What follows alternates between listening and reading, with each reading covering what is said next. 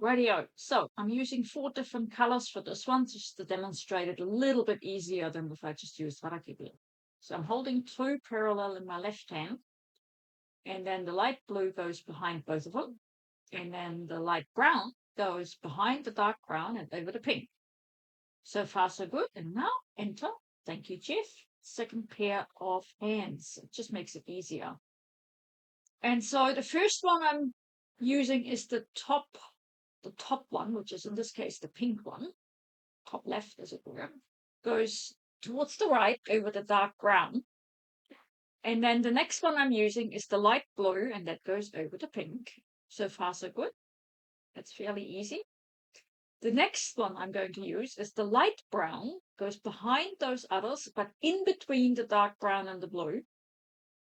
And now as last one is the dark brown, and it goes behind all of them and in between the pink and the light brown.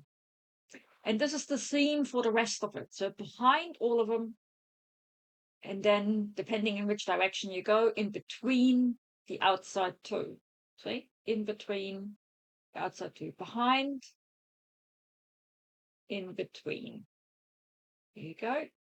Behind, in between, and so on and so forth. And that's how you get a round handle or whatever you want to use it for.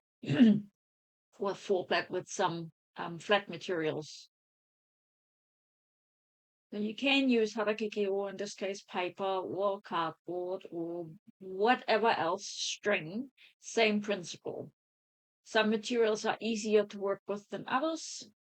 So where you don't need a second pair of hands, I just find it easier if Jeff holds the other side. But yeah, so this is basically what it is. And when you turn it around, so you can see it's perfectly round. And then you can use it.